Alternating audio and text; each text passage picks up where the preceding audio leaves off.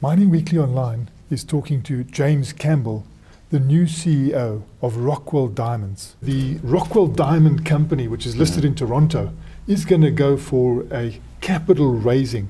Could you give us the ins and outs of that?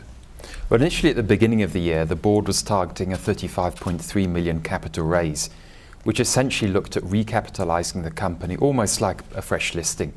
And in that capital raise was the completion of the Tirasano mine near Ventersdorp, was the upgrade of various technology and plant at Saxendrift, but most importantly, the construction of the Votus-Pun mine in the Middle Orange River.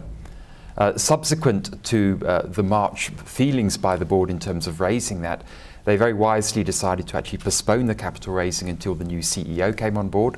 I started with Rockwell on the 1st of June, and between March and June there was a significant fall-off in world markets, now particularly in the Northern Hemisphere where we raise the bulk of our money, and of course where they go into their summer season during July and August.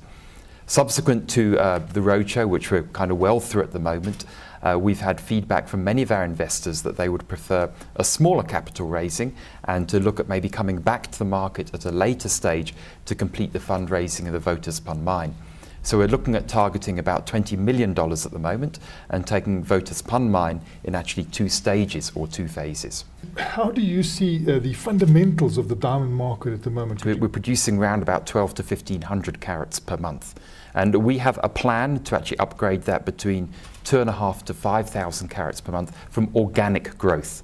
The first step would be to complete the Tirasano mine.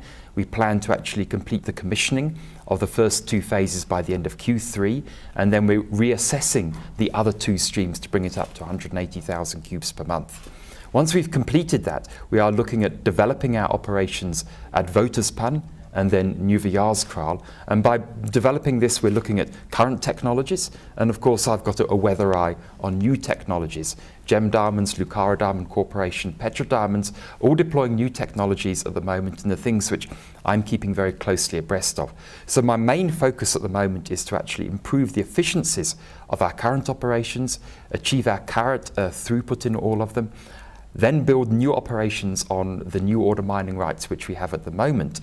And only then, when I've got the company into a sufficient shape with a value that represents what we believe the value of the company to be, will we actually start to look at acquisitions and mergers. However, that's not saying that if someone brings us a property which we feel has a relatively higher value than building a mine on Nieuwejaarskral and Votus-Pun, we actually won't look at it. But it's not a priority for me at the moment. I'm talking about rights. Are all those rights in place at Tirasano? Do you have any delays in the transfer of ownership? We've got one small delay, and that's in the Section 11 transfer of shares from Etruscan, the previous owner, to ourselves, and we're working very closely with the DMR in order to actually transfer that ownership. And also with regard to beneficiation, there was a history in this company of doing some sort of arrangement with Steinmetz Group. Is this going to continue under your leadership? Yes, very, very much so. We've just recently signed an extension to the marketing arrangement with the Steinmetz Group. Originally it was for the plus 10.8 carat stones and above, and it's now for the plus 2.8 carat stones and above. This is a very, very beneficial arrangement, and it's not an off-take arrangement. The Steinmetz Group purchases diamonds at 90% of the market value, and we're not obliged to sell it to them, although we have sold all of our diamonds to them at such a price. Subsequent to the polishing and cutting of these diamonds and the sale of the diamonds, they give us back the additional 10%, plus we share in 50% of the uptake from the polishing and cutting. But I think very importantly from a South African perspective as well, is Rockwell beneficiates 80% of its diamonds locally, which is more so than any other diamond company. And this is through the Steinmetz cutting factory in downtown Johannesburg. Since the beginning of last year, the prices of our diamonds have risen by something like 50%. Now, many of us believe that the diamond market will soften a little bit in the future, or at best remain horizontal. Now, the diamond market pricing, especially over the last 6 months, has been almost vertical in terms of the IDEX index, the W index and things such as that. And we're seeing that reflected into our diamond prices. However, in terms of our own internal forecasts, we're taking a more conservative view of about a 3.5% real diamond price growth going forward. Rockwell has had a bit of a up and down situation. It really hasn't been in steady state, and the share price hasn't been anything to write home about lately. What do you think can be done now to turn the company around? There are two fundamental drivers for Rockwell Diamonds at the moment. One is the diamond market, the other one is the new management. You now have James Campbell on board. James is a very experienced CEO. He took African Diamonds up the value curve, where it was bought by Lucara Diamonds. They developed the AK6 pipe in Botswana, where, for instance, he reduced the capital expenditure required for the plant from $400 million down to $160 million.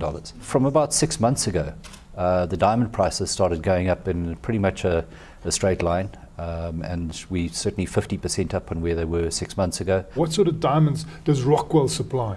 Rockwell is actually very niche in its supply of world diamonds, and we supply small numbers of very large, very high quality diamonds.